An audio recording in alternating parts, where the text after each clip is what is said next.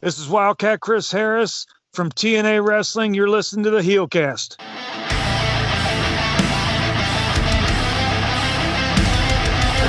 Thumbs up. Thumbs down. Big Papa Pump needs your hookup. Holler if you hear me. What else we got? Oh, a little bit of the bubbly. Let me in. Say dummy. Dummy. Yeah.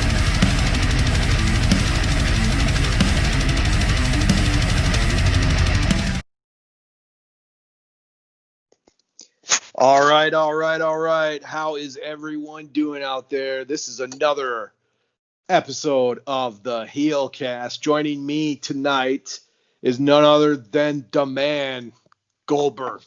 Goldberg, what's up? What's going on, brother? Oh, not too much. Just watching my Bucks put the beat down on the Wizards right here. Not like it means anything, but enjoy it while you can, because Boston's coming for him. We'll see what happens. Might not have to meet in the second round this year, so that's good for you guys. Oh, yeah. I don't know. We'll see. I'm more worried about Toronto and Miami. Toronto looks unreal. I'm worried about Toronto. Yeah. No, they look in championship form even without a superstar. But anyways, want to give some plugs. First, want to give a plug to Wrestling with Wrestling, Andre Corbeil. Check them out. He posts this show on his page.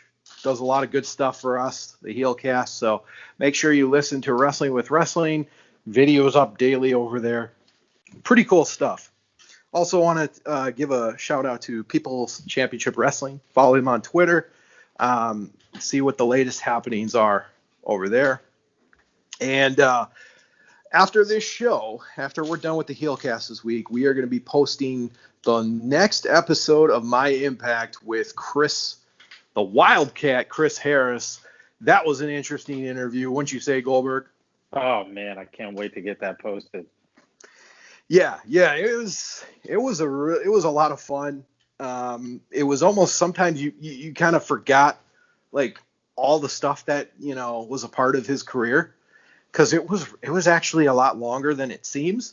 Because if you count, we tried to ask him a lot of stuff. We didn't want to really go into WWE too much because, what's there really to talk about? And I just think he's so much more than what happened in WWE. So,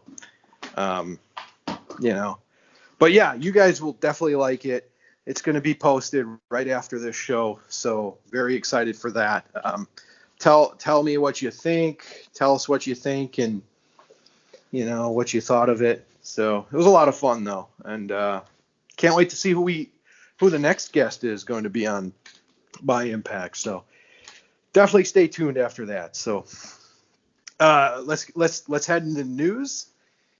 So this was like a story last week. We really didn't get to it because we did the interview last week, but Rusev was on Twitch and he was, playing a game or whatever. And he basically said his wrestling career is over. But then he said, I don't watch wrestling right now, but I did pay for Slammiversary and I thought it was very good. Paraphrasing there, but that's basically what he said. Goldberg, do you believe Rusev when he says this? Or I guess I should call him Miro. No. Do you think he's Impact bound still? I definitely, after the quote, because I didn't hear that quote. I didn't hear this. I didn't hear any of the quotes on the Twitch stream. But he singled out Impact Wrestling.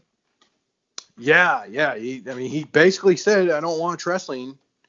But I did watch Slammiversary, and to me, it sounds like that doesn't sound like a shoot to me. That sounds like he's playing some games there. And I think Literally and yeah, figuratively. Yeah. I'm not buying that for 1 second. First of all, the guy is in unbelievable shape. He's in better shape now than when he was in WWE, and come on. There's no way he's not retiring. And the fact that he gave Impact Wrestling a shout out leads me to believe that's the kind of guy that needs to debut when there's fans back in the crowd, because they can push him as a really, really top guy. Yes.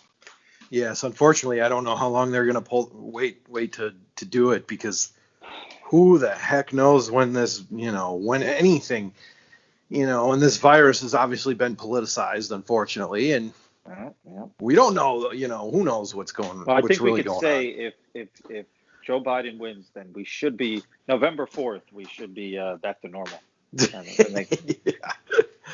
Oh, here's a scary thing though. If Donald Trump wins again, this virus may never let up, right? No, this could go on in 5-6 more years. So he's out of office.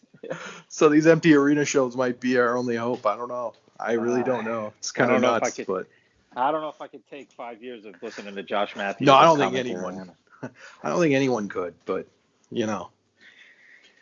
But yeah, gotta throw that out there.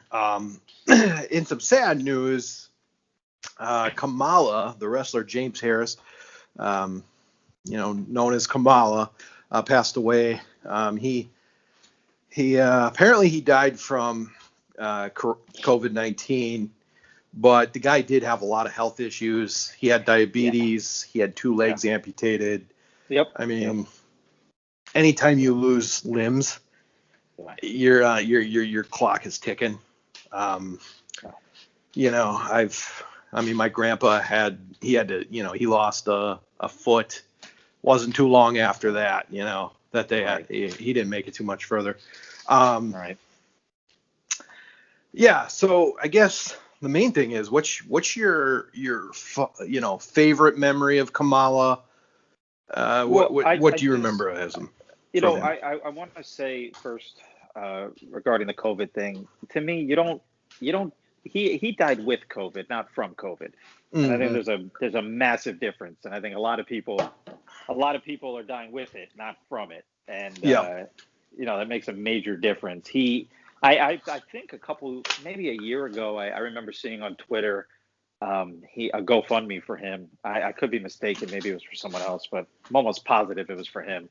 After he got his leg amputated or something. And so he's been up and down for a while. But his gimmick to me was so great, and it worked so well in his era. That is a gimmick that could never, ever, ever work again.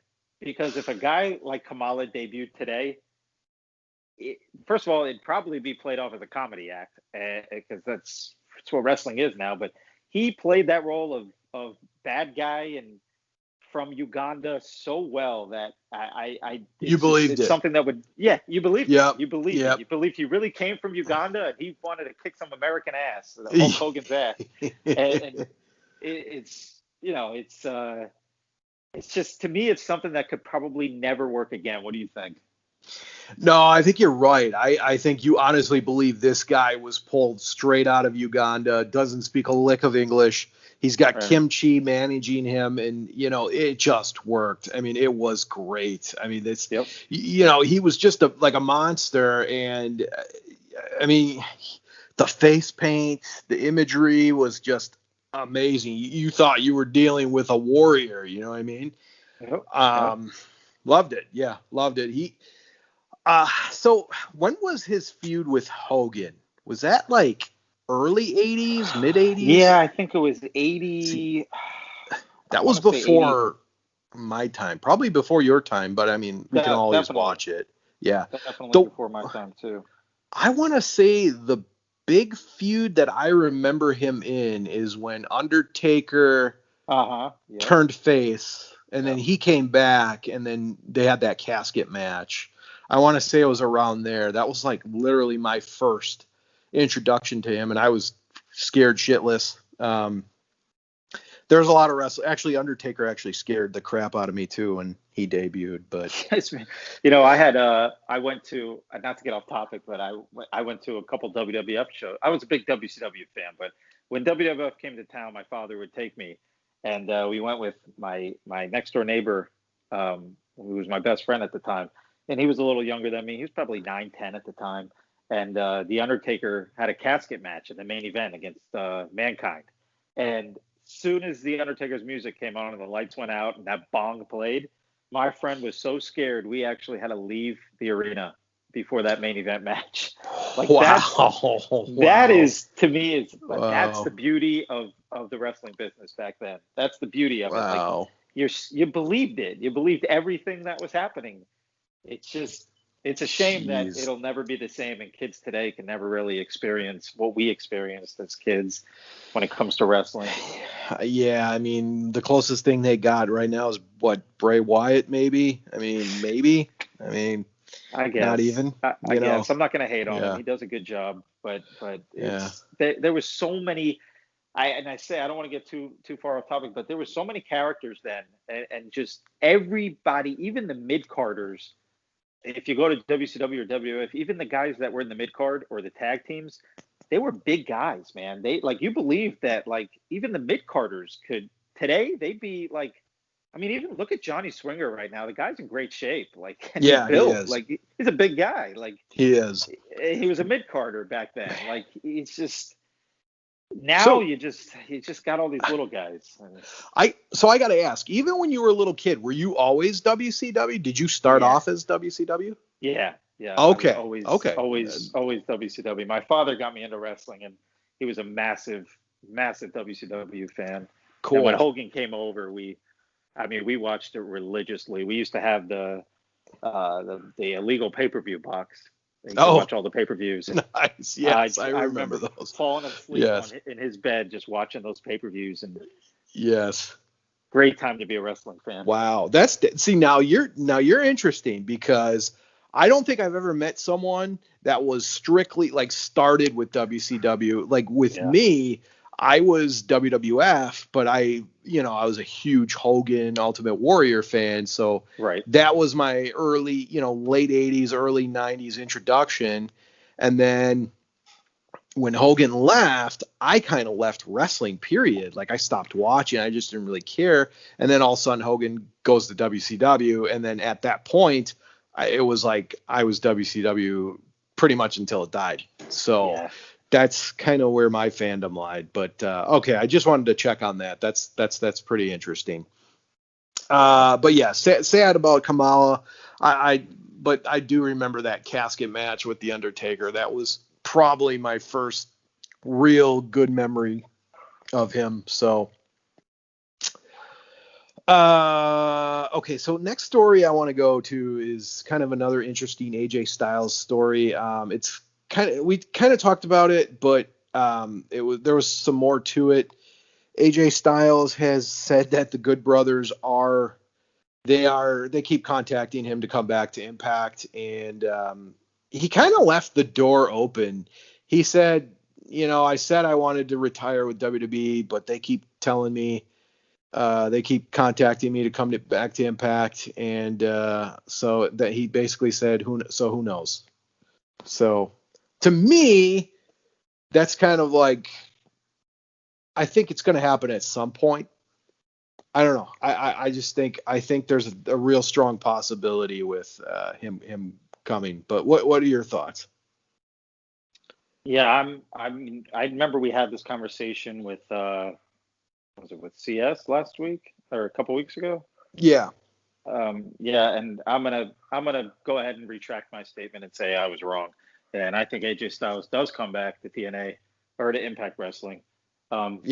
Because I think he wants to be reunited with the Good Brothers, and I'd love to see him come back, man, and reunite with them, and maybe even be heel. I know the Good Brothers are clean right now, but maybe he comes over in a Hulk Hogan-esque way, and you think he's going to be clean or something, and the three of them take over wrestling. But I mean, you saw Scott D'Amore, what he said today about the Good Brothers. They're like Hall and Nash. Yes, yes. We've alluded to that before on past shows. They do Yes. feel like Scott Hall and Kevin Nash coming in and just, yeah, I love the way they came in, and I mean, we'll get to that later. But yeah, I'd love to see AJ back. I mean, bottom line, I do think he'll come back. Yeah, I agree. I think he's going to have one final run, and I think that he's going to get the Hall of Fame induction, and I think it's going to be great for old school TNA fans and people that have followed AJ Styles' career, because I think that's exactly where he should end his career. I definitely don't think it should be in WWE. I think that would. I mean, I know he's had success there, but at the same time, it's just You know what I mean? Like, he was built in TNA. He's not built in WWE. I think he's almost kind of going through the motions though lately. I mean, I think he hasn't won the world title for a little bit. He's done everything he can in WWE. I don't think there's anything left to do there. I think he can have a whole nother segment to his career if he comes back and does something. I don't know, major. Come back to Impact and have another world title run. Team up with the Good Brothers again. He could have a whole nother part of his career. I wish he could get out right now. I really do. Yeah. But I know. It's too bad. It's too bad he even left in the first place. Yeah, but he's not the only story. one that I'd like to see come back. I'd also like to see Bobby Roode come back. Yeah, Bobby Roode too. Definitely Bobby Roode. I mean, it's amazing how they ruin these guys. It's just amazing. Yeah, it is. Anyways, yeah. So that's definitely something to keep tabs on. Let's talk about, I don't know if you really even care about this or anybody listening to this show cares about it, but Ring of Honor is resuming. They are going to be doing tapings in Maryland, I guess. Your thought, I mean, do you watch Ring of Honor? Have you ever watched Ring of Honor? I have watched Ring of Honor. I don't religiously watch Ring of Honor. But is Massachusetts, I'm assuming they're not going to be allowed to have any fans, or has that not been said yet? I don't think I don't think so. I don't. Yeah. I think it I would imagine it's empty arena. I mean, I didn't. Because even if they could get 25% capacity, I mean, at this point, I think I'd watch any wrestling show that there were some fans in the crowd. Yeah, no kidding. Yeah, I'm really surprised that it hasn't happened more often. I think I also heard a rumor that NWA was going to continue taping. Yeah, well, they're doing, that'll be our next story, but I guess we can just go into it. But yeah, they teamed up with,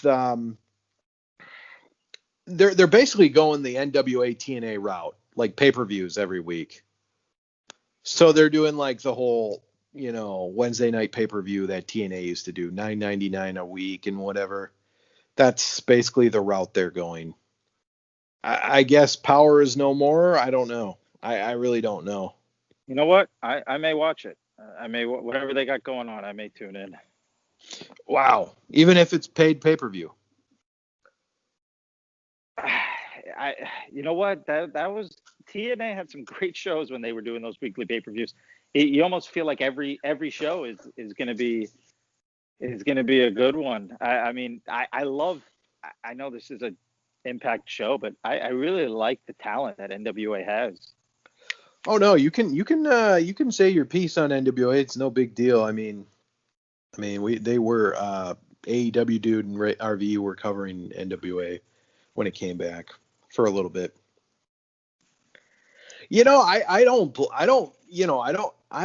guess I don't mind NWA. I don't know. I just never had an inkling to go out and watch it. I like the fact that they have James Storm, Eli Drake, and Nick Aldis. Those three. But then when you have Trevor, that made me. Yeah, go ahead. When you have Trevor Murdoch in 3 matches in the year 2020 on your pay-per-view, that I had an issue with. Yeah, they tried something, and I get it. Yeah, I'm not a fan of bringing back mid-carders at all, but listen, he had tag team title runs. He wasn't exactly a bottom of the barrel guy, but I know what you're saying. But that is what drew me into them is the fact that Eli Drake's there, James Storm is there, Nick Aldis is there. To me, these are men. You know, they're legitimate wrestlers. So. Mm-hmm. Yeah, I don't know. I don't know. They had some wacky storylines too. But don't get me wrong. I think if they, it really sucks that COVID kind of derailed their momentum. But yeah, I don't know. I don't know if I definitely probably won't watch it. I already pay for the WWE Network and Impact Plus. I definitely won't be watching it. But if you let me know if it's good, maybe I'll check it out. Here, I'm going to tell you one thing to watch, and I'm going to tell the viewers one thing to watch that I really enjoyed. And I mentioned it to Chris Harris on the interview that we'll hear. Was that promotion that Jimmy Hart and Brian Knobbs started after WCW went out of business? I mentioned it. It was called XWF. Did you ever get a chance to check that out, or have you heard of it or anything? It was funny because somebody brought it up. It might have even been RVE. He brought it up like maybe 2-3 months ago, and right when it happened, my buddy he actually I'm the bought one who told RVE about it. Just putting that out there. Oh, okay.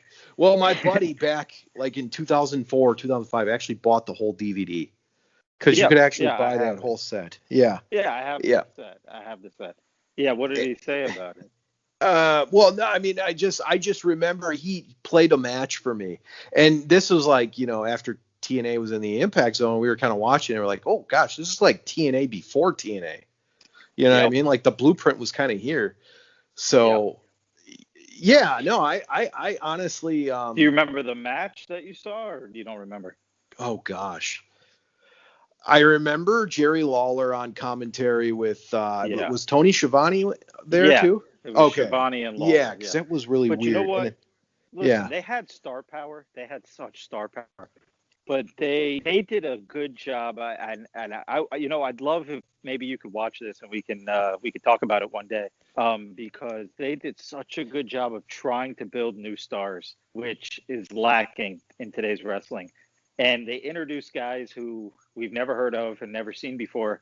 And they knew how, even in these 3 or 4 shows that they did, they knew how to get these guys over quickly and make them immediate threats. And Jimmy Hart was managing one of them. And just, you don't see that anymore in wrestling today. Well, I know that Josh Matthews had a match against Horace Hogan. I do know that. Yeah. I mean, he was in XWF. Yeah. That's kind of odd, but so what was the downfall of XWF? Was it just the downfall came when Vince McMahon caught on to it and immediately signed half the roster back to WWE, and XWF was trying to get a TV deal at the time, and they had networks watch the tapes and they loved the tapes, and half the guys that were on the tapes couldn't appear anymore because they were signed to WWE again. Oh, wow. They lost half their roster, and it was Curt Henning. They were all top guys that they lost. Sable, Roddy Piper. They had such star power, and McMahon took them all back, and he put that to bed very quickly. This had to have been this was 2001, right? Yeah, it was right before WCW. TNA. So I would suggest I'd love to get Brian Knobbs on or something to talk about it, man, because I would suggest anybody watch that because it was great. It was great. Wow. Interesting. Yeah, I know they were probably one of the bigger, they had how many episodes were there? 22, 23? I mean, they didn't last long, but I don't know how the way they broke it down is tough to tell how many shows they actually made. I watched every DVD on this set, and the last one is Hulk Hogan fighting Curt Henning, which is not the greatest match in the world, but hey, two beyond stars. So Yeah. It's just, I mean, you'd be shocked at how many stars they had on this thing. You really would be. Roddy Piper, I mean. Just, and then bunch of stars. Wow. Well, yeah. My bad. I went off. No, went that's off all on right. a little tangent there, but That's all right. You maybe I'll ship it to you. I got the DVDs. I'll ship it to you. Okay. You can check it out. Then again, it's on YouTube too. So. Okay. All the episodes are. The whole thing is on YouTube. Okay. Yeah, the whole thing. The whole set is on YouTube. I was going to do a Lucha Underground show, and I was just going to review, like, go through all the seasons, and then they pulled it off of Netflix. I was like, okay, I'm not doing it anymore. How about Wrestling Society X? Oh gosh, I remember that too. Yeah, on MTV. Yeah, that was kind of Lucha Underground before Lucha Underground. Yeah, a little bit. It was a little bit. I think they went a little more like the hardcore route, but I remember Vampiro was one of their champions. Yeah. And so it was their first heavyweight champion. Six Pac. Yeah. Yep, they had feud. They had a feud. Yep. Which is funny, but all right. Anyways, so that's pretty much it for the news this week. Not too much. Ring of Honor, coming back, and NWA getting that weekly pay-per-view thing going. So, all right, let's go into Impact this week.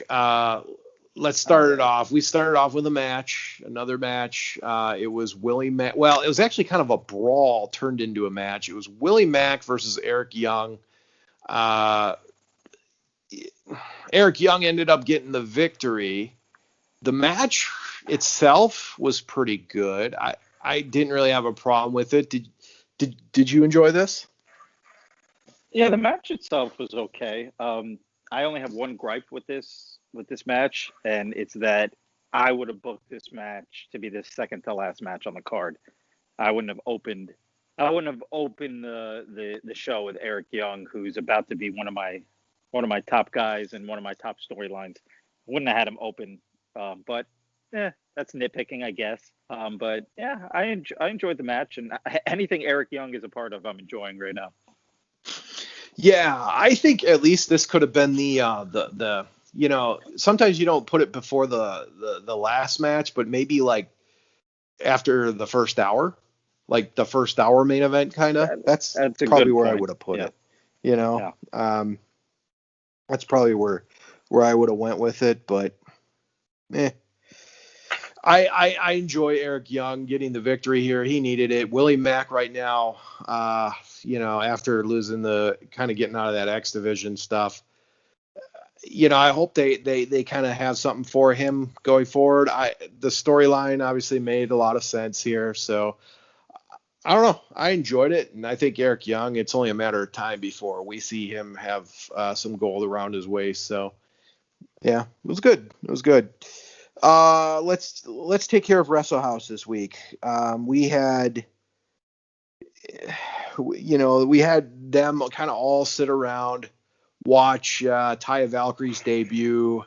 We had Jake Diener. He went on a date with Susie. We had a couple matches. We had Susie versus Alicia Edwards after Susie claimed that Alicia Edwards gave her bad advice. You're being very generous calling these matches, but yeah, they're kind of segments, I guess you could say. We had Triple XL go against each other, Larry D and AC Ramiro, after I guess Rosemary put a spell on him to kind of make Johnny Bravo jealous, I'm guessing. That was it, right? That was I don't know what they're doing. Yeah. I don't understand that. But yeah, she put some kind of spell on him. Yeah. And then we also had a match that was kind of started up from next week. Kylie Ray and Taya Valkyrie. We also had a little Decay reunion. So, okay, what's your thoughts on WrestleView? Because I'll let you take the floor here. All right. I'm sorry, Well, Wrestle House. Yeah. Yeah. Well, I mean, when I woke up from my nap after it started, because it was, I did not enjoy it this week, and I've enjoyed it in past weeks. I just think they're doing something wrong here, and I know a lot of people, based on Twitter reaction, which maybe I shouldn't go by, but I know a lot of people are enjoying this Wrestle House stuff. But to me, it's like, I don't understand, first of all, where they're going with this or what it even, but there's just no seriousness to this. It's just, the whole thing is just a comedy angle. I mean, is there going to be any, I mean, I hope Kylie and Taya Valkyrie's matches has a little bit of seriousness to it, because every match they have is a joke. It lasts 7 seconds. Every moment in this house is comedy, which I'm fine with. But I just wish they'd be a little more serious in the ring. And I'm just, I mean, it is funny, sure. Tommy Dreamer's comment, I didn't think I was going to get any TV time this week. It's funny. It's funny stuff, but I got to see a little seriousness and let this lead to something, because there's just so much to this that I'm not understanding. Kylie Ray belongs nowhere near this Wrestle House. They keep calling her the number one contender, but apparently I don't. She's been relegated to this joke of a Wrestle House, and I'm just not very high on this right now. It was funny at first, but it's kind of running its course to me. I may be on an island on this one. Yeah, well, I think the problem is it's, you know, if you're going to write this Wrestle House like a TV show, they need more twists and turns to happen. Not like these little, you know, little storylines within an episode. I think it has to be more. It has to be more. And I agree with you. If they keep going at this pace, it's going to run out pretty quickly. And I think it's going to be done before it even started. I think they got to make some type of an adjustment to it.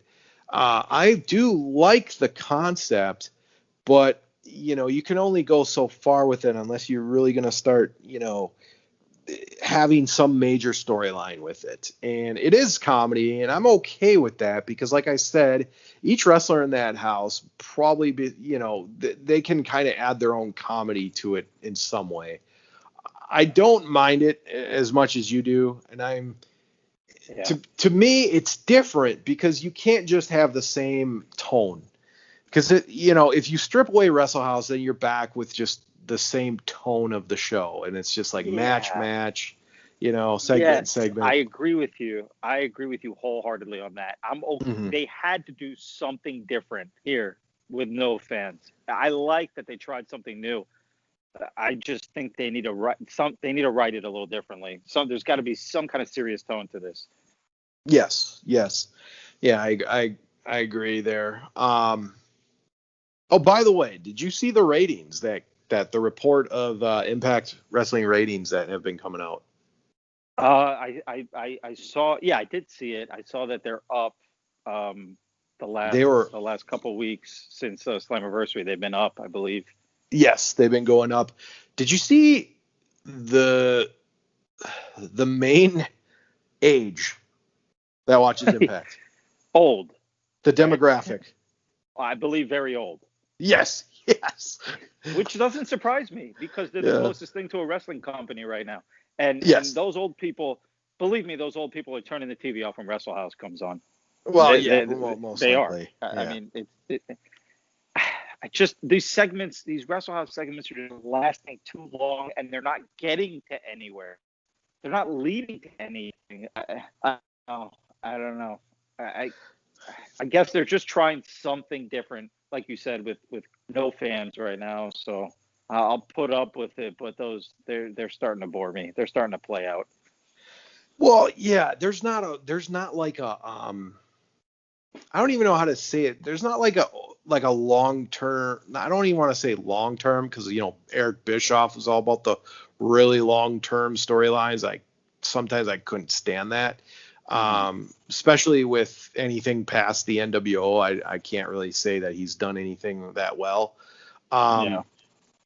We can debate that all we want, but at the same time, I just think like these storylines are just like storylines within an episode, and then I mean, granted, it all kind of focuses around Rosemary and Johnny Bravo to me, and then Ty Valkyrie's kind of there. It's still the main storyline there is that, but at the end of the day, I don't think this is going to be a real long term thing. I don't see it going longer than like 4 or 5 months. And I said 2 weeks ago that maybe this could be the Matt Hardy thing, but I don't think it's going to be that. I don't think it's going to get to that level. So, and even with that, they didn't do it like every week. They did it. I mean, he always had some spot, but it wasn't like it didn't take up that much time. Yeah. So I don't know. I'm going to see where it goes, but you're right. I think they do need to spice it up a little bit, and I just there has to be an end game to it at some point. So I don't know where it's going to be, but I do appreciate the different like tone with it. It's something different than we're getting with the wrestling. So sure. So all right, second match of the night, we had Jordynne Grace versus Kimberly. You did hear the news that Kimberly is officially a part of the Impact roster now. Jordynne Grace got the win here. It wasn't really that big of a surprise, obviously. I like Kimberly. I do. She's I think she's talented, and I think it was a good signing. Obviously she's not going to beat Jordynne Grace, who's, going up against Deonna Purrazzo in a 30-minute Iron Man match next week or in 2 weeks. But your thoughts? Well, I'm just sick of these predictable matches, and I guess apparently Deonna Purrazzo has the ability to book matches now, because Kimberly went up for that and asked her permission, and Deonna gave the okay, so I guess she's booking the matches now. I don't know, but my main gripe with this is I want some surprise in wrestling, and I'm not getting it right now. And I would have loved to see Kimberly win this match, because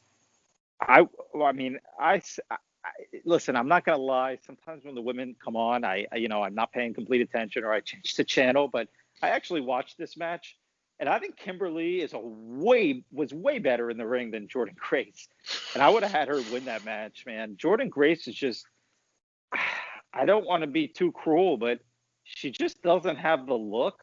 She doesn't. She just doesn't impress me. What are your thoughts on her? I mean, I know what we think about her on Twitter, but what are your thoughts on her in the ring? I think she's a blanket of charisma. Like, there's nothing there. Like, I should say a blanket of no charisma. I don't mind her wrestling as much, but yeah, Kimberly, I don't know, after just signing her, maybe she wasn't signed when this match happened, so I don't know. But I hope that now that Kimberly's signed, they can actually, start using her in a storyline, and maybe, start incorporating her in something, something different. But this is what happens in wrestling nowadays, and it happens in AEW. I know we don't watch it religiously, but I do read the results. And this is what happens when you bring people in and you sign them, and they immediately lose matches, or they immediately go into storylines that are not of importance. You're immediately demeaning this wrestler or this character that comes right in. And now Kimberly came in, she's immediately losing matches. It's just like, I'm just not going to be able to buy her as somebody who can compete for a women's championship. But yet she's one of the final four in the gauntlet match at Slammiversary. It's some weird, strange booking decisions there. Yeah, I guess so. I mean, she's talented to me. She's very talented, and I think Nevaeh is super talented. I've never seen her outside of Impact. I don't watch the indies religiously, but she impressed me, which we'll get to later. But I don't know. they just I just want to be surprised, and I guess I'm being picky, but there's no surprises right now. I mean, booking wise, to me, it made sense because Jordan Grace is not going to lose going into a title match. I mean, Emergence is basically the pay-per-view for August, you know. But you know what? I'm over Jordan Grace. She's not going to win. She's not going to beat Deonna Purrazzo. There's no way she's going to beat her in Emergence. I don't think so. Let's move on from Jordan Grace. Let's put Kylie Ray in that match, or let's put give Kimberly a shot. Let's move on from Jordan Grace. She's just not impressing me. I mean, but you know she's like the rules in wrestling. You know she's going to get her. You get another shot. You get another shot. Right. I don't know, man. If I was booking this show, it would be completely different. And I think there's a lot. They have so much talent right now. There's so much they can be doing with these wrestlers, and I'm not impressed with the booking that they've got going right now. Just not impressed. No, that's fair. I just, you know, I mean, I think Jordan Grace, like, if you can get past all of her other stuff, I don't mind her in the ring per se. I just don't think anything else is there. So, and I'll just kind of leave it at that. But, you know, we also had locker room talk this week with Madison Rayne, and then she had Rob Van Dam and Katie Forbes on, and you know, we saw the whole thing with Heath, the free agent commercial. I thought that was kind of funny. Yeah, can I hear your thoughts on the locker room talk before I spill my beans? I want to hear what you have to say about that. I know what you're gonna say even before you say it. How do you know you? Yeah. How do you know? Yeah. What am I gonna say? It depends. I mean, like week to week, I feel like it's kind of missing something without having Johnny Swinger there. I kind of like the ones with Johnny Swinger better. Obviously, he can't do that right now because he's in Wrestle House, but I don't know. It's not like I'm huge fan of it, but I'm probably not going to hate it. I did not like this segment, though. I really didn't care for this. You know, the whole RVD, Katie Forbes thing, you know, it's just like we're going back to them making out. Right. I know. We get it. You have to make out every fucking week. We get it. Are you getting kind of tired of Katie Forbes? Yeah, a little bit. I don't like Katie Forbes. And I never thought I'd say this, Hurls, because I am a huge mark when it comes to old stars. I always appreciate stars coming back, and I always, you know, back them up. But he just looks done. He just looks like his day has passed. And I always, and listen, I loved, even when they had that ECW reunion show. You remember that? Yes. And they brought back all those old guys who could barely move anymore, and I love that show. I always love when they bring guys back from our day, but it just, RVD just looks done to me. It just looks done. I mean, okay, here's the thing. He's wrestling a different style right now because he's a heel. I like the fact that he's changed his persona per se. I don't mind that. The thing with Katie Forbes that's starting to annoy me is just the same thing where she's just, obviously twerking, but then her, you know, when she speaks, it's like sometimes less is more, and she's just not giving us less is more. You know what I mean? So, but here's my question for you. RVD is who he is. He's not going to be any more over or any more. He's not going to be any different than, you know, we know who RVD is. Would you agree with that?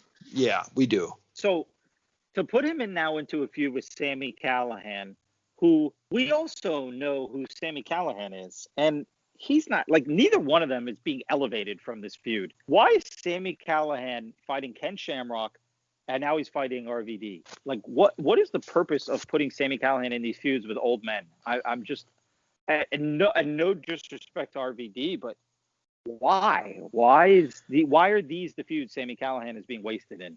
Well, I think they want to use RVD. You have RVD on the roster, and I think they want to use him. Like, how would you use RVD right now? Or would you even use RVD right No, now? I'd send him home.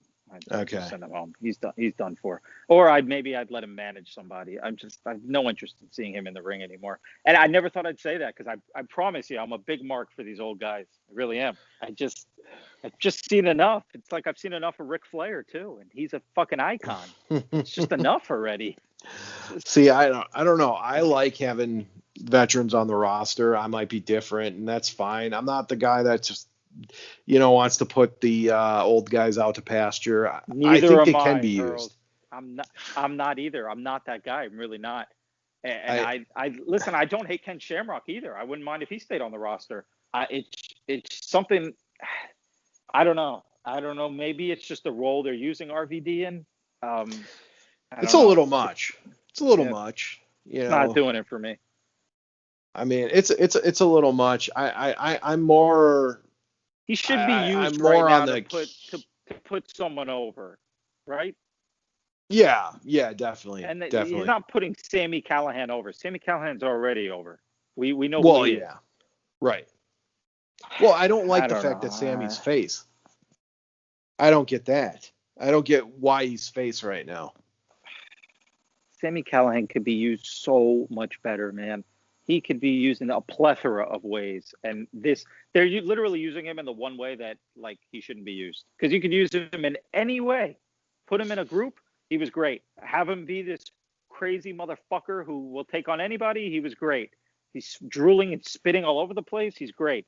But like, well, what was the whole thing of breaking up OVE though? I don't. If you're just going to go this route and have him go solo, which I mean, the ICU thing had promise. None of their storylines have led to anything, Hurls. That's my problem. Is like they broke up and then like it was just it. Like they broke up and moved on from never spoke to each other again. Like I don't know. They're just their storylines are just weird, very weird. I just we didn't really get like a Madman Fulton versus Sammy feud. That's right. Kind of surprising. That's pretty surprising to me. Here's the weird thing, man. And like I don't want to harp too much and spend too much time on this, but okay, they broke up, and like Madman Fulton was entered into the tournament for the heavyweight title. He lost his first match to Hernandez. Like, what was the purpose of that? I don't like you. Okay, and I'm going to go back to diminishing wrestlers. You put Madman Fulton in a match like that, and he loses to Hernandez, but now he's with Ace Austin, and I'm supposed to believe that Madman Fulton is this crazy madman who can't be beaten. Like, he just lost to Hernandez. He's not that tough. Yeah. I don't know. Maybe that sounds stupid, but that's kind of how I think of things in a way that when you put the belt on guys, and I know he doesn't have a belt, but when you put a belt on guys who have lost a million matches before, like Drew McIntyre in WWE, like I don't buy these guys as heavyweight champions. That's all I'm saying. Yeah, I don't know, Madman Fulton, but then he beat Eddie Edwards not long ago though. Remember that? I mean, he beat him. Not too long. I don't know. I get it. But they're trying to make Hernandez look big though. They're trying to make him look credible. For what reason? He's not going to be he's like his time has come. Like I'm still okay with him being on the show, but like he's not a top guy more. No, not at this stage. If you're gonna build guys, and if we ever talk about AEW and the way they fucking destroyed the Revival, FDR, how they've already ruined their characters, like that's what like I don't want to see out of Impact. Like, and just build these guys up, man, and don't put them in these rinky matches or have them lose to guys that they shouldn't be losing to. Like, it just puts them on a level with every other wrestler when they should be above them. And right, Madman should be above everyone else. And they, to be fair, they are. The way the storyline he's in, he is, at least he's in a main event kind of story. But I don't. Do you know what I'm saying though? Kind of like what they've done with the Revival and AEW, like just the way they put them on everybody else's level right away, like no build up. Yeah, well, yeah, that's an AEW problem in general, though. That's, you know what I mean? Like they don't know. It's almost like you just can't. It's like they got so many guys and they don't know who's they're building around. It's just kind of like shuffling the deck every week. Yeah, That's what it feels like in AEW. That's what I don't want to see Impact do. That's all. No, I get that. And by the way, FTR, I think they just signed long term with AEW, so Yeah. like they were on paid per appearance before that, but Yeah. Okay, then we had a tag team match. We had I'm sorry, Kiera Hogan and Tasha Steelz versus Nevaeh and Havoc. It was okay. Like it was decent. It was a hardcore. Tasha Steelz and Kiera Hogan ended up winning. They got the victory. Madison Rayne after the match, didn't she like say like this was kind of like the end of the feud? That's kind of what she kind of said. But I actually thought this was. You're not a fan. No. I like the match. Okay. I like the match. I actually thought this was one of the better built feuds that they had going on. Yeah. But here's the problem. We still don't have the freaking knockout tag team titles. So I'm just gonna start giving up. I give up. I give up at that. Throw in the towel. It's just it makes no sense to me. Makes they have no so sense. Many women. They could easily they could have these titles. And what the fuck are you waiting for? And they talked about it on commentary nonstop for the last, I don't know. And they still do not have Knockouts tag team champions. Listen, you want to put these women over because they just signed a bunch of women who are like to the average fan are a bunch of nobodies. Okay, Kimberly, sorry if she's listening, she's a nobody. Nevaeh, she's a nobody. But if you want to come in and put these women over, they should have introduced these tag titles. Beautiful people should have came back. Madison Rayne could have teamed with one of them, Velvet Sky or Angelina Love, and you could have immediately put over Nevaeh and Havoc, or I don't know whoever else. Kimberly could have teamed with somebody. You could have immediately put them over, don't you think? Yeah, there's tons of different routes you could go, and it would give some of these knockouts something else to look forward to. Yeah. I mean, maybe they're still planning on doing it. I don't know, but it certainly feels strange that they haven't done this yet. I can't. I have to give up on it because I'm just going to keep getting my hopes up for it. And then I don't know why you put Havoc and Nevaeh as a team. I don't know why you put Tasha and Kiera as a team if you're not going to bring champions to a division when you got tag teams. What? That's a hell of a point. What is the purpose of having tag teams if there's no title? Yeah. That's a good point.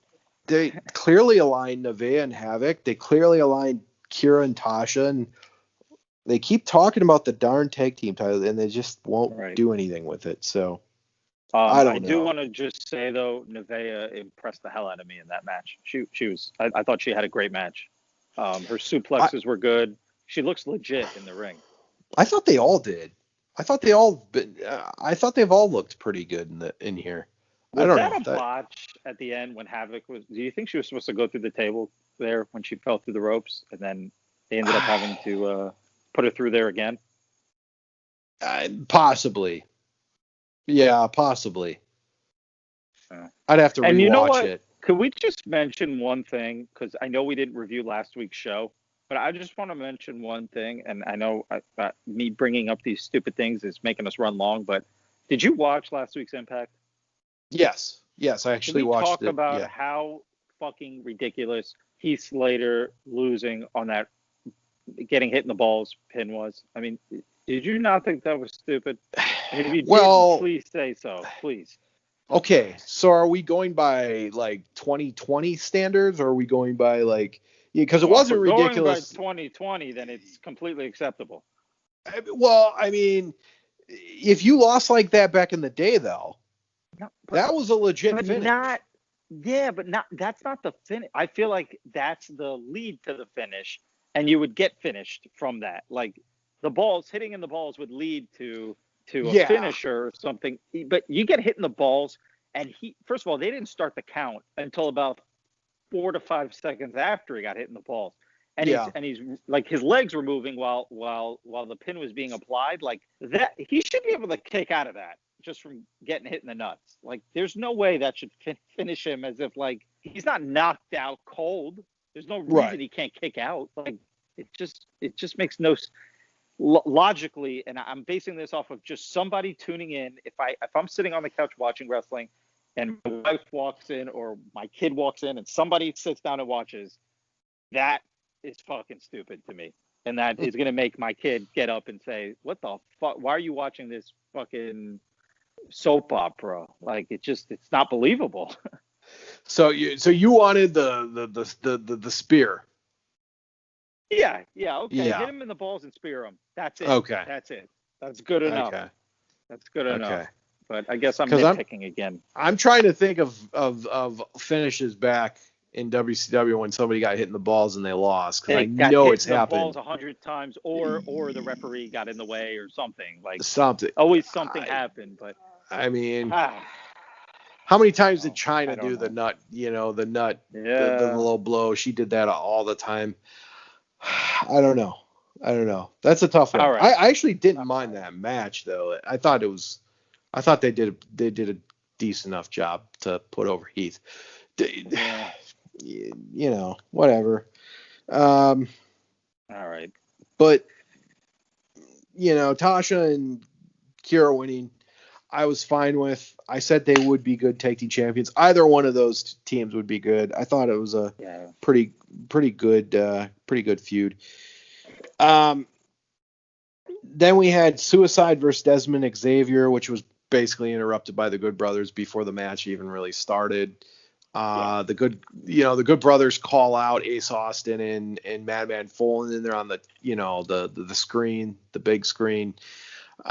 I actually thought Ace Austin gave a really solid promo here, and I actually believe that he made himself on the level of the Good Brothers, like, during this segment. I thought he looked really good. He looked good. And I actually enjoyed the stuff with Luke Gallows going to the jail and whatever. I mean, it was stuff you'd see back in, like, it's been Attitude done. Era. Yeah. That happened a lot. Yeah. Did you like the this? only part that I thought was bizarre about the way the big LG went to jail was kind of just like, I guess is it supposed to be figured that they, like, called the police to come to that area, like that Ace and Madman kind of called the police to give them a heads up? Is that why the police were randomly showing up there? Yeah, I mean, it was like a setup kind of. The way the policeman just kind of walked into the screen and was like, "Hey, what's going on here?" Like, it was kind of seemed a little weird to me, but why was the cop there? Like, why guessing would he randomly be in that random parking lot? But I guess Ace Austin called him, maybe. Right, to say something. Oh, we got some drunk drivers or something. Who knows? Yeah. But I like it. You're right. It's an old school angle. Guy goes to jail or whatever, comes back pissed off. But I love this segment, and I love the fact that they kicked the Rascals' ass before the match started. I loved it. Yes, it was good. Ace looked like $1 million, and I like the Madman Fulton pairing, and this is an interesting feud. How could you not see the Good Brothers not winning this, though? No, they're gonna win. That's the only part that ruins the feud. They're gonna win. Yeah. But Ace Austin, I'm telling you, man. Maybe I'm crazy, but he's elevated in my book. He is elevated. The next big time star to come from this company. It's gonna happen. He's, like, to me, I looked at him strictly as an X Division guy. Right. To me, he's taken that next step. He's mid card now. He's mid card now. So, to me, he's a rising star. And this is that next homegrown talent that they build up. Yeah, he could be, and he's got a little bit of that early Shawn Michaels swagger to him. Yeah. You know what I mean? Like, he's uglier than Shawn. But. Yeah. Well, the purple hair I don't think the purple hair does him any favor. He's not favors. a sexy boy. That's No. for sure. No. But he plays a good heel. He does. He does. He actually makes me dislike him. So that he's doing his part there. He's definitely doing that. So I'm with you. I love it. This is the best thing that they have going on right now is the feud between these two. Well, yeah, it's a good one too because it's not like they're just throwing the Good Brothers against the North or Motor City Machine Guns or anybody. Right. They're actually giving some time to other guys. Two really promising Impact guys. In Fulton and Austin, but I at also least kind of think the Good Brothers I love that they come in and they're just kicking everyone's ass and taking over, and I like the feud they've been put in, but their finisher that they both do together, do they have separate finishers? That's a good question. I mean, because you compare them right now, they're kind of being compared to the Outsiders when Hall and Nash came over and just beat everybody up, and they had two separate finishers. They didn't come in and twist somebody together. They came in and power bombed and then Razor's Edge. I haven't seen either one of these two do their single finisher. I don't even know what they are. Well, okay, so if I remember correctly, you got the Magic Killer, which is their tag team finisher. But Carl Anderson's always been a tag team guy though, for the most part. Yeah. He was in wasn't he with who was he with before Big LG? He was with wasn't he with Albert in Japan? You know what? I think he was. He was with Albert in Japan. I thought they had a really big tag team too, I thought. Yeah, I can't remember what their team name. You're definitely right. It was shit. It's gonna bother me. But apparently, when they were going through Anderson's credentials, Albert wasn't Albert then. He was Giant Bernard. Bernard, yes. Yeah. They were a big tag team in Japan. I am not a New Japan mark. I've never been a New Japan mark. I just know that they went to the Bullet Club and all that crap. I just know that, and Carl Anderson's very decorated in New Japan Pro Wrestling. So Carl Anderson, though, seems to me that he could be a champion of a mid-card title if he ever went off on a single, on his own. And Luke Gallows could be in the heavyweight title picture, in my estimation. And Luke Gallows, he's been in Impact before, but it's he's been buried to shreds before. I know, but Doc Gallows, when he was Doc Gallows, I want to say he did a power, he did the power bomb, but I can't put my finger on it if that was his finisher or not back then. I don't know. But he has a Kevin Nash feel to him. He does. He seems cool, man. He seems like a cool guy, Comes out and he just like Kevin Nash used to come out so casually, And that kind of feel like that's how the big LG is coming out casually, his little cowboy boots and yeah. But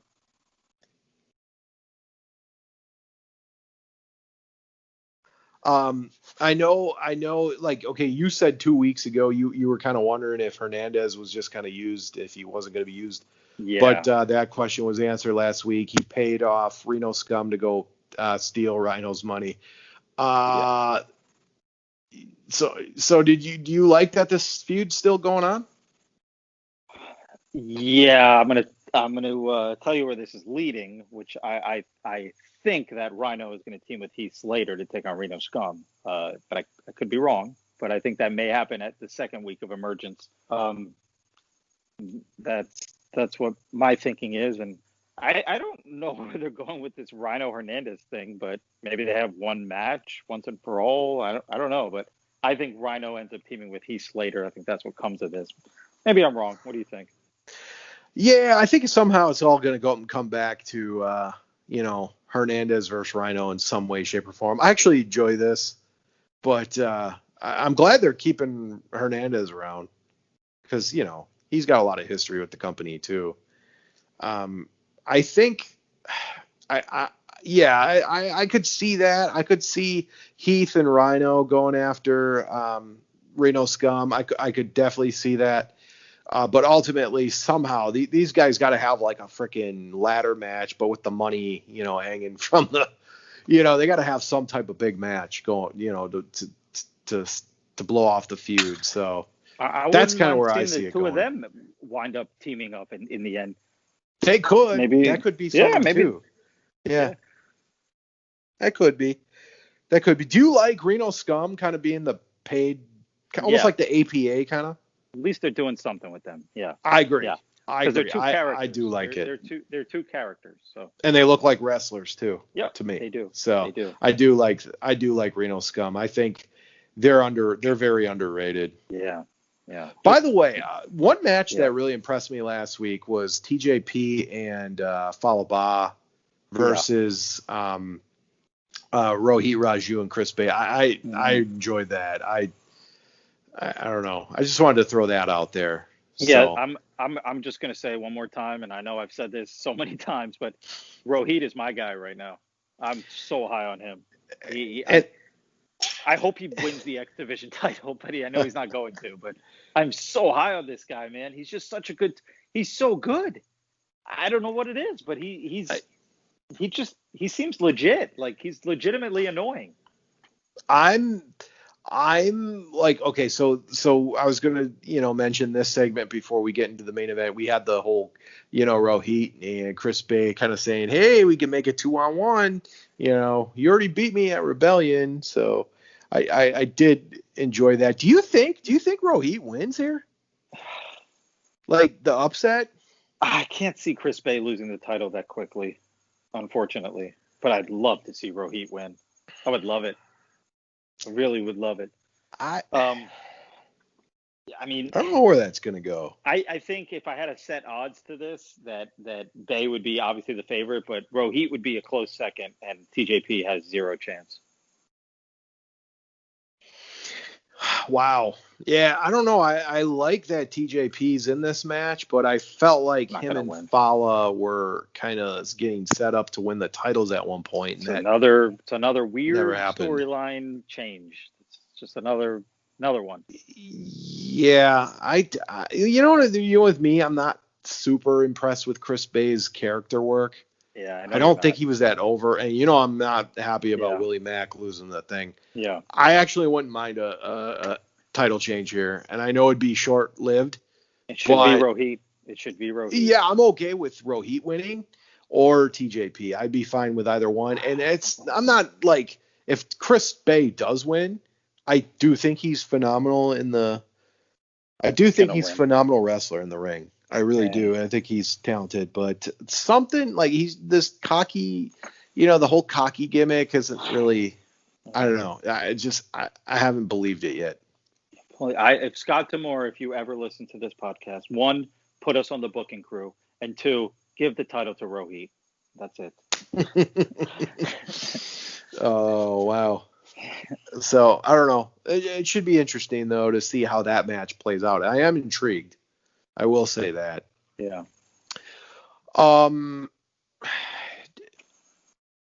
Main event, we had Eddie Edwards come out for the open call out, and we saw a promo for Brian Myers earlier in the night, and then Brian Myers accepts the challenge, making his debut here. So we had Eddie Edwards versus Brian Myers for the Impact World Championship. I personally, actually, this is the one Eddie Edwards match I really have enjoyed so far from this call out, because Sammy last week had that whole RVD stuff going on. Despite the fact that the freaking heavyweight title is being defended every week, which I don't like, at least it was in the main event this week. And Brian Myers looks like let's throw out the book of how WWE treated him. Okay.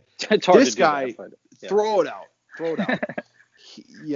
You got 2 tag team title reigns. That's it. And a bunch of losses. Throw that out. Cause I'm not I don't watch WWE that much. I don't really think of that when I look at Brian Myers. I think the guy looks legit. I think he's got the height, he's got the size. I think he looks legit. He's a solid worker. I enjoyed his stuff last time he was in Impact for a short run. I thought this match was really good, and I thought he had a great showing. I really enjoyed this main event. I did, and despite the fact that it's his debut, yeah, you can complain about it. But I thought at least Impact threw a little surprise here. I really enjoyed the main event. It felt like a heavyweight bout to me. Your thoughts? I didn't like it. I like Brian Myers. I think, one, he needs a wardrobe change because I attribute him to WWE Brian Myers, and I want to forget WWE Brian Myers, like you just said. I don't like the wardrobe. He looks like a superhero. I want to take him more seriously than the guy who lost 1,000 matches in WWE. And I don't think his debut should have been a loss. When you have vignettes and you're teasing somebody for a few weeks, and he comes out and immediately loses, it just makes no sense to me. And I know we probably disagree on this, but I just don't agree with hyping somebody up to have him come out and immediately lose. He doesn't need a title shot right away. Have him run through some talent. Have him beat people first. Like, I want him to get over. I want to respect him for who he is, not the guy he was in WWE. But I didn't like his debut being a loss. And I know I said this a million times, but the commentary in this match was so fucking god awful. It was the worst. It was so bad, Hurls, and I wrote a couple notes, and I just want to mention them real quick, if that's okay. Yeah, that's fine. Madison. All right. First of all, let's just start off with the fact that Madison. I'm harping on Madison now, and not Josh. Her comment was Eddie wasn't. No. I think Josh said this actually. Did you hear Josh say that Eddie was not prepared for Brian Myers to be in this match? Did you hear that comment? Oh no. He wasn't prepared for Brian Myers. Oh, Who was he prepared for? It was an open challenge. He wasn't prepared for anyone. He didn't know who he was going to be facing. Yeah, I must have missed that. If you rewatch it, you'll hear Josh say he wasn't prepared for Brian Myers. He wasn't prepared for anyone. He didn't know who he was going to be in the ring with. And then Madison tags along. And maybe I'm nitpicking again, but Madison tags along and says, when this match was coming to the wire at the end, and I knew there was about a minute left in the show, and I guess you could say it could have gone either way at this point.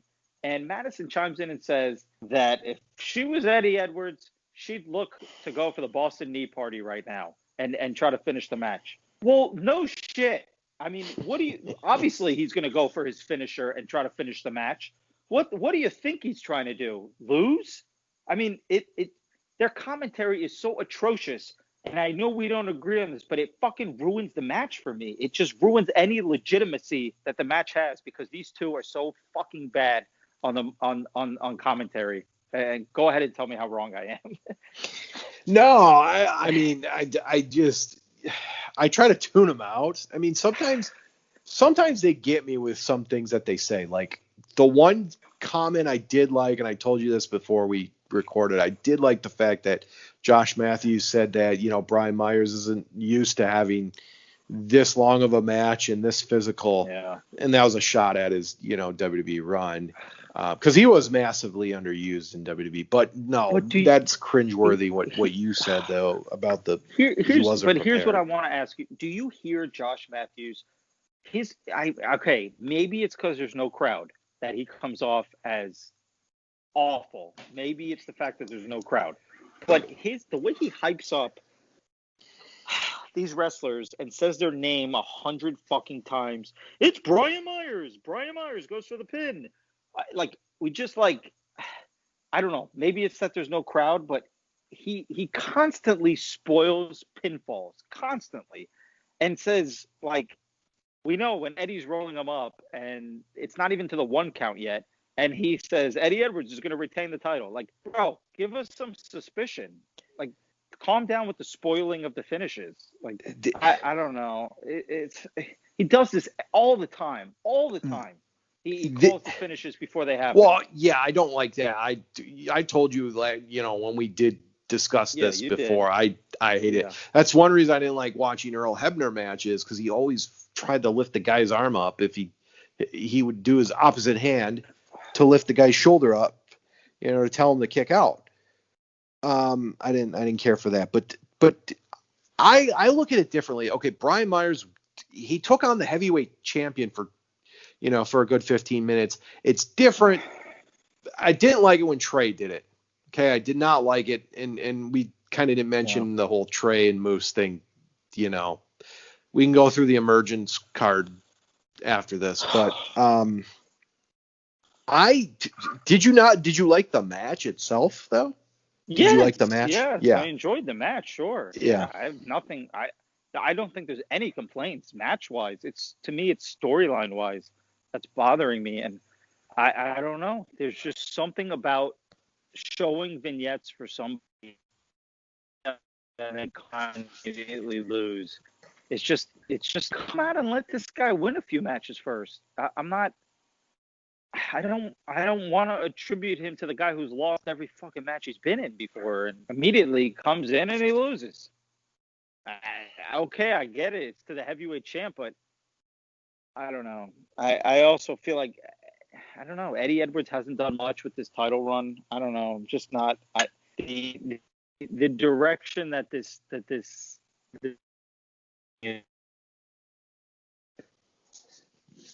now Edwards' main feud, is it with Eric Young?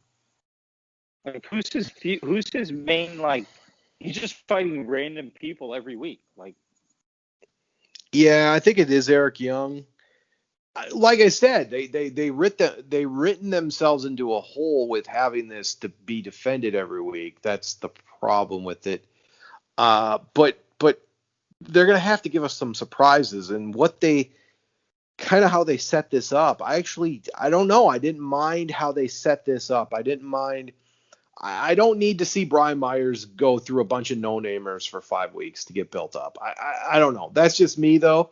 I actually enjoyed the fact that he came out and challenged the world champion.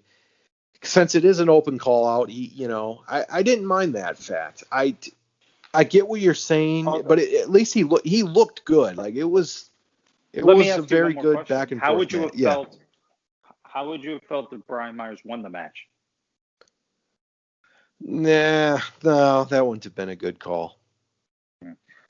Okay, so I get it. Like, he doesn't need to go through like crappy guys and but he could have won his debut match. It didn't have to be a heavyweight championship match. He could have beat a legitimate name. Let me think. Somebody, I don't know. If RVD wasn't in this stupid feud with Sami Callihan, maybe RVD calls somebody out and Brian Myers comes out and beats the shit out of RVD. Maybe just make this guy look tough. Make him. I just don't want him to be the same superhero blue suit guy he was in WWE that lost a million matches. That's all I'm trying to say. What's funny is I remember the last time Brian Myers was in Impact.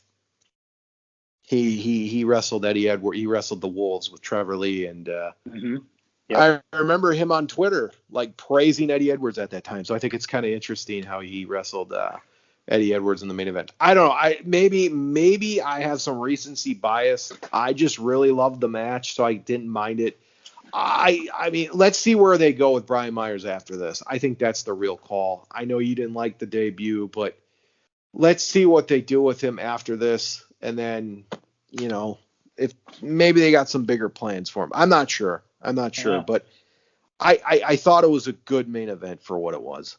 Yeah, the match was good. I have no complaints about the match. But that's just my main gripe with this entire show is the storylines, is the writing. If Scott D'Amore would hire us, I'm telling you, we'd get 2 more viewers. Are you yeah, right.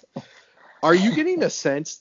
And then I also wanted to talk before we kind of give our final grade for Impact. We didn't really mention the EC3 stuff. Are you getting a sense that EC3 like I thought that maybe Impact was going to add TNA as its third brand, but now I'm kind of starting to think that EC3 is just coming back to destroy the TNA World Title. Like I have a feeling like he's just gonna, you know what I mean? He's just gonna like do something to that title, and it's not gonna be there anymore. Yeah, I hope that's not the case. I know I was kind of hoping for TNA, but the way EC3 kind of keeps talking about he has to come back and destroy the title, that's kind of where I'm thinking this goes. Yeah. Is that where you're kind of getting? I mean, that's what he's saying, but I mean, I guess Yeah. it could be just a storyline. But yeah, that's what it seems like. He's going to beat Moose and bury the title once and for all. Yeah, put TNA to bed. But yeah, I hope that's not the case, because TNA's, I don't know, it's better than Impact Wrestling. Yeah, I would like to see that third hour that they have for Impact and 60 be a second show, second brand. Yeah, like heck, I don't even mind that. I wouldn't would be mind nice. that. Yeah. You know. So okay, so Impact tonight. Your thoughts? Overall grade? What are we doing? A 1 to 10 or like an A to F? Yeah, 1 to 10. You can do a point decimals if you want. Okay, I'm gonna rate this like Barstool Pizza Review. You ever watch those? I do not. Well, check them out. They're good. Goes around to pizza places and rates them from a 1 to 10, but he uses points, so it's pretty amusing. Oh, nice. All right, so I'm gonna give this. I know it's so low, but I'm sorry. I'm gonna give it a 4 out of 10, 4.2 out of 10. 4.2. I did not enjoy this show at all, and I love the talent. So I don't want to, I don't want to harp too much on Impact right now, but the storyline and the booking, I'm just it's ass backwards. Other than Ace Austin's and the Good Brothers angle and Eric Young's angle, the rest this show could be booked so much better. That's just my opinion. Oh, fair enough. I'm going to go with a 6.5 out of 10 this week. The main event, I enjoyed it. I enjoyed the Eric Young, Good Brothers stuff. Wrestle House was just okay to me. I didn't really care for. There was one thing what was the big thing I didn't really care? Oh, I didn't care for locker room talk this week. Now, usually, I do enjoy it when Johnny Swinger's there, but it's missing something when Swinger's not there. So Johnny Swinger's great. He's hilarious. Yeah, he is. So I'm going 6.5. But I thought Brian Myers looked really good tonight. And even though he got the loss, I was happy to see him. I'm interested to see, what happens kind of going forward with certain angles. So Emergence next week. We got Moose versus Trey Miguel. This I didn't like. I wasn't a big fan of this. Considering we're not going to do a show until after this, you want to pick winners real quick through these matches? Yeah, we can do that because I'm going to be on vacation next week. I'm going to be down in Florida, so we can pick. You're going to be at the Impact Zone. The old Impact Zone, exactly. I'm going to be staying on property, so. Yep. All right. Okay. Let's go through these quickly. Moose is going to destroy him. Yeah. Definitely going with Moose. And if I could bet my house, I would. Yeah, Moose is going to destroy him here. Trey Miguel has no business even being in this match. No. Yet he somehow finds his way in these matches. Start using Zachary Wentz and Desmond Xavier better. Oh, man. That just reminded me quickly. Wentz was in my notes. He's great. I like Zachary Wentz a lot. He's very solid. He's the best of the Rascals to me. Very solid. Okay, so then we got the Iron Man match. 30 minutes. Deonna Purrazzo putting up the Knockouts Championship against Jordynne Grace. What do you got with this? I'm instead of picking the winner, I'm gonna pick the loser of this match, and the loser is me, because this match I am not looking forward to. Deonna Purrazzo winning in 30 minutes. I don't need to watch this match for 30 minutes, but Purrazzo will win. So you didn't think they had a good match at Slammiversary? I just don't need to see it for 30 minutes. I can see it for I suppose. 15. Like I don't need 30 minutes of it. Yeah, 30 is a lot. But I think I don't know. I like what Deanna Prazel's doing. AJ Styles versus Christopher Daniels or Samoa Joe. Those are good 30-minute matches. Sure. I don't need to see two women go at it for 30 minutes. Those guys don't grow on trees either. That's true. I don't know. I was impressed with Deanna. Jordan Grace is not bad in the ring, so I don't think it'll be that bad. But yes, 30 minutes is a little excessive. But you got Deanna winning, right? Oh, by far. Okay, so we agree so far. Yeah, Deanna's gonna win there. Wrestle House match: Taya Valkyrie versus Kylie Ray. This is actually tough. I don't know why, but Kylie, I feel like how could Kylie lose considering she's the number one contender? But I'm going to go out on a limb here and say that Taya Valkyrie somehow wins this match. I don't know how, but I'm going to pick Taya. Taya? Okay. Yeah. I'll go Kylie Ray just because, the momentum is what it is. X Division Championship. Chris Bay putting it on the line against Trey Miguel. Rohit Raju and TJP. Yeah. You go. I'm going to go Rohit. I'm going to go Rohit, new champion. I think we might get a new champion here. That would be a quick turnaround. I'm going to pick Chris Bay, but my heart is with Rohit. Okay, so you're keeping it on Bay. Okay. Motor City Machine Guns versus the North. Yeah, I'm going to pick the North.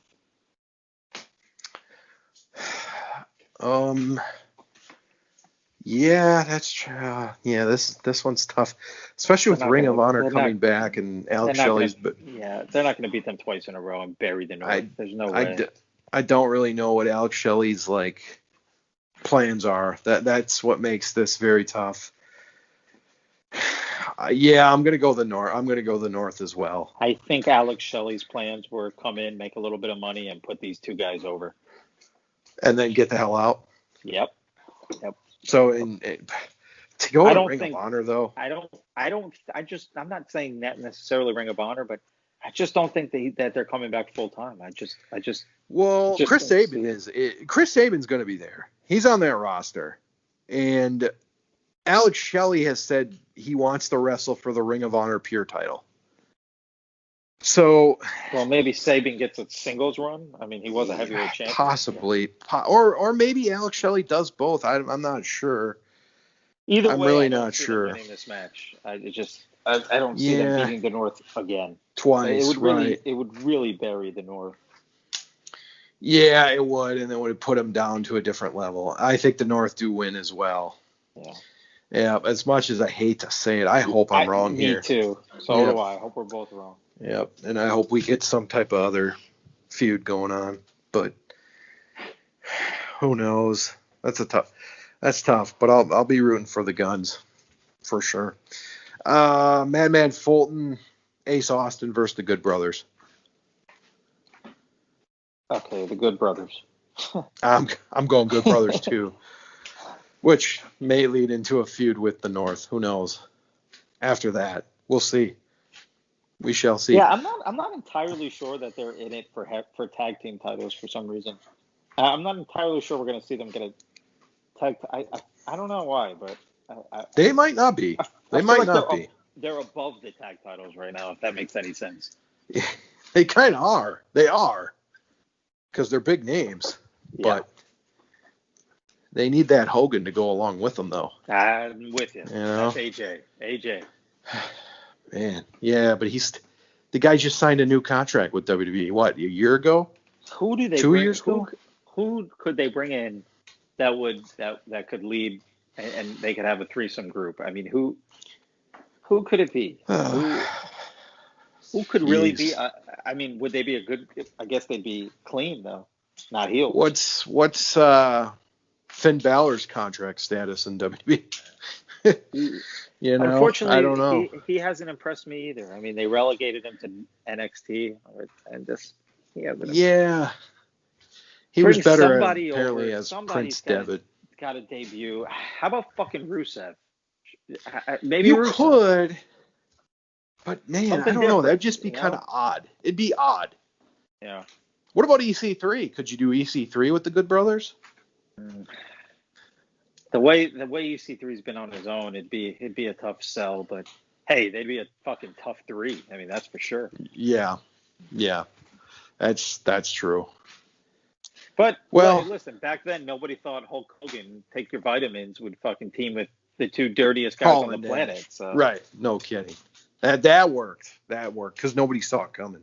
Well, maybe Rusev could come in and nobody would see it coming. Who knows? You know what? As much as we love Bobby Heenan, though, he totally spoiled that. He sure did. He totally spoiled that. And the funniest part is he had no idea he was spoiling it. He legitimately had no. They legitimately didn't know what was going to happen. But whose side is he on? Yeah. Great.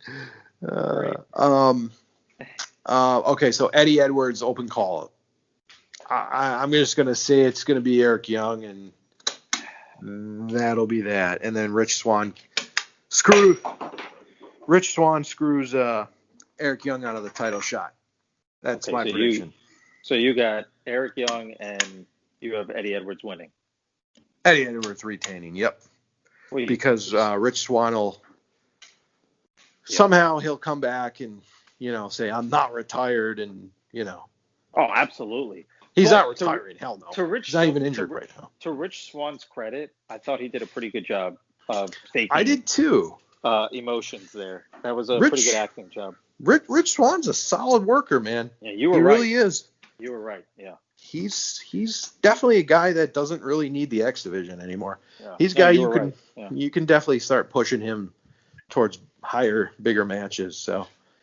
Yeah, I don't think it's gonna be Eric Young. Maybe I don't know. It probably the easy thing is to put Eric Young in that match, but I don't know, for some reason I don't think it's gonna be Eric Young, and I think Eric Young's gonna wind up fighting Rich Swann. Yours makes more sense though, that Rich Swann ruins it for him and then they end up fighting. But I'm trying to think, if it's not Eric Young, who the hell is it gonna be? Yeah, that's my only thing with it, and it's probably gonna be Trey Miguel. Oh, please. Please, no. He's going to fight for 2 titles. I'm sorry, and I'm probably going to get some heat. But maybe I shouldn't say it. Say it, man. You want me to say it? Fine. Impact Impact Management has a hard-on for Trey Miguel. They just do. Yeah. I don't want trouble because we're trying to get some interviews locked down, but, they do. I don't see it. I don't see why this guy gets title shot after title shot after title shot. I don't understand. But he gets title shot after title shot after title shot, and we know he's going to lose. At least, that's fucking let the guy win a match maybe, and I'll take him a little more seriously. And he's talented, but I just feel like you got Wentz and Xavier there too.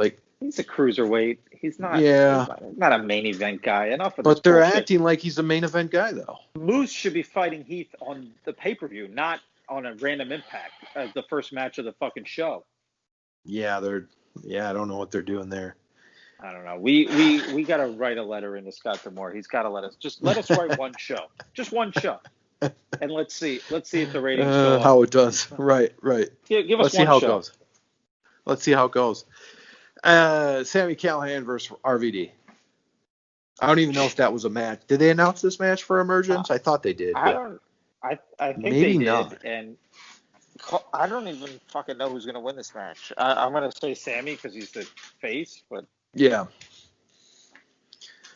I'll say care less. I'll say RVD because I think I don't know. It's not working for me right now with Sami as a face. Sami's going to continue his streak of losing every match. Yeah, probably. Yeah. Unfortunately, but that's how it goes. I do like the name of the pay-per-view though, Emergence. That's kind of like a homage to their music CD, TNA Emergence. Came out in like 2009. Had a lot of good TNA theme songs on it. So I like that they kind of brought that back at least. You know what? I'm gonna say one thing about TNA. They have the best theme songs. They always have good theme songs. They do. Whoever's writing their music is really very good job. Their early TNA songs were so. I mean, AJ Styles, Jeff Jarrett, even Abyss's. Yes, theme this was very so good. Which actually used to be So the Road good. Warrior. That was the Road Warriors song when they were in TNA. So They here's used- the weird thing. I started rewatching early TNA shows, Yeah. and Monty Brown was using that theme for his early matches. Wow. He They was just using kind of like Abyss's passed theme. it to like you were just passing it along to like a few different people. Yeah, I thought that yeah. was. Wow. And you know what? Now that I'm thinking about it, I say, I said I'm a mark for the older guys, and you kind of agree with that. When they brought the band back together, when Nash and Hall came back and they let Eric Young join, Yeah. that wasn't Yeah. a very popular move for the today's fans. I love that. So that should tell you that, all you need to know about me. I do love the older guys. So Well, especially the WCW ones, right? yeah, Obviously. yeah, I guess so. Yeah. Yeah. Yeah. I was a huge WCW mark. I love that January 4th, 2010 Oh Impact. my God. You got I still Sting, rewatch it. Hogan, I still Bischoff, rewatch it. and Hall and Waltman. it's- Yep. it was like WCW all over again, but that was kind of where it ended, though, unfortunately. I'm just glad we got one more glimpse at it, and they were in the limelight one more time. It was good closure for me as a WCW fan. Yeah. No, it was. It's just too bad, Scott Hall could never. I don't think keep we've his head ever on straight. even. Yeah, I know, but I don't think we've ever discussed it. Who was your favorite wrestler growing up? So it was Hulk Hogan. Yeah. I enjoyed Ultimate Warrior. I like both of them because I was young age, so you're gonna like the good guys. And then it kind of went to Bret Hart, but then, as the Attitude Era kind of came, huge fan of Sting, huge fan of Hogan. Yeah. I like both. I loved what their whole feud. Big fan of DDP. Yep.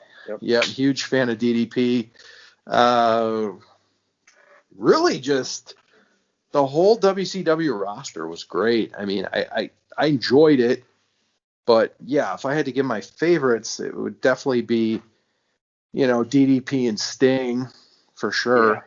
Yeah. My dad was a huge Ric Flair mark, so when he Right. came on, I kind of respected it because he liked him so much. So yeah, Hogan, and obviously the Outsiders. I mean, they were great. Like, no denying that. So Yeah. I'm with you. I'm pretty much the same for me, except my all-time favorite wrestler, believe it or not, is Lex Luger. yeah, you've told me about that. You've told me about that. Yeah, I liked Luger, but to me, he was never the top guy. Yeah. He wasn't, but they tried a couple times, and They he did. had his moments. He They definitely did. had his moments, and quick story before, I know we're going way over, but quick story. I went to WrestleCon in Orlando, and it was the second time that I met Lex Luger, but first time that I met him, since he's been reborn, I guess you could say. And obviously, he was a super nice guy. I took a picture with him, talked to him for a minute, and I ended up leaving about the same time he did. And he's in a wheelchair now. And I saw him go out the side door. So, I kind of went out the same way. My car was parked in the same area. And I go out, and he's being wheeled in his wheelchair. And all of a sudden, this car pulls up, this Suburban pulls up, and the back window rolls down. And the guy starts talking to Lex Luger out of the back window. And Luger goes, "Oh, my God, I can't believe it. I can't believe it." It was Sting. And Sting rolled the window down, and they were like, Sting got out of the car. He hugged him and stuff, man. And it just made me feel like, I don't know, gave me the chills. Wow. Seeing those two back together, and one of them's in a wheelchair, and I don't know, it was a good moment that I'm glad I got to see that nobody else did. Yeah, no, that's cool. That is really cool. Yeah. And Luger was he was so excited. He's like, "Man, it's the Stinger. I can't believe it. It's Sting."